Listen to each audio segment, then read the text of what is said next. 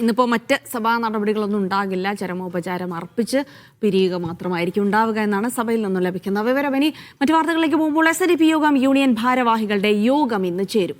NSSുമായുള്ള കൈകോർക്കൽ യോഗത്തിൽ ചർച്ചയാകും. രാവിലെ 10 മണിക്ക് ആലപ്പുഴയിൽ നടക്കുന്ന യോഗത്തിൽ രാജ്യത്തിനകത്തും പുറത്തുമുള്ള നിരവധി നേതാക്കൾ പങ്കെടുക്കും.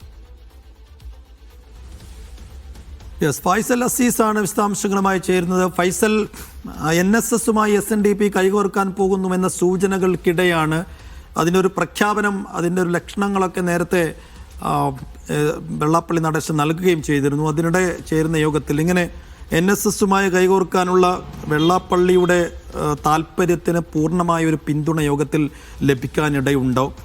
ഒപ്പം തന്നെ പുതിയ വിവാദങ്ങളുമായി ബന്ധപ്പെട്ട് ഏതെല്ലാം തരത്തിലുള്ള ചർച്ചകൾ ഇന്നത്തെ യോഗത്തിൽ നടക്കും?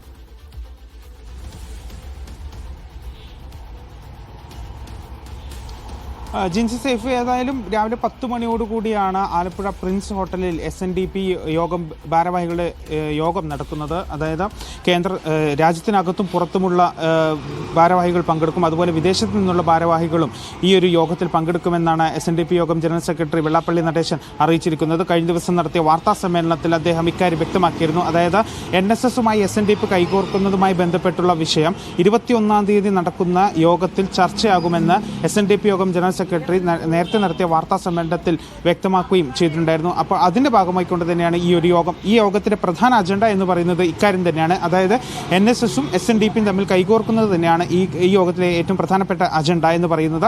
അപ്പോൾ അതുകൊണ്ട് തന്നെ മറ്റ് ഭാരവാഹികളുടെയും തീരുമാനം എന്തായിരിക്കും എന്നുള്ളത് ഈ യോഗത്തിൽ നിർണായകമാകും. ഏതായാലും SNDP NSSും കൈകോർത്ത് തന്നെ മുന്നോട്ട് പോകാൻ തന്നെയായിരിക്കും തീരുമാനം. അതിൽ മറ്റ് കാര്യങ്ങളൊന്നുമില്ല. അതുപോലെ മറ്റ് വിവാദങ്ങളും, അതായത് ഈ മുസ്ലിം ലീഗിനെതിരെ പറഞ്ഞതും മുസ്ലിങ്ങൾക്കെതിരെ പറഞ്ഞതും ഒക്കെയുള്ള വിവാദങ്ങളൊക്കെ ചർച്ചയാവാൻ സാധ്യതയുമുണ്ട്. മാത്രമല്ല ഉച്ചയ്ക്ക് ശേഷം BDJSന്റെ സംസ്ഥാന കമ്മിറ്റി യോഗം കൂടി ഇതേ ഹോട്ടലിൽ ചേരുന്നുമുണ്ട്.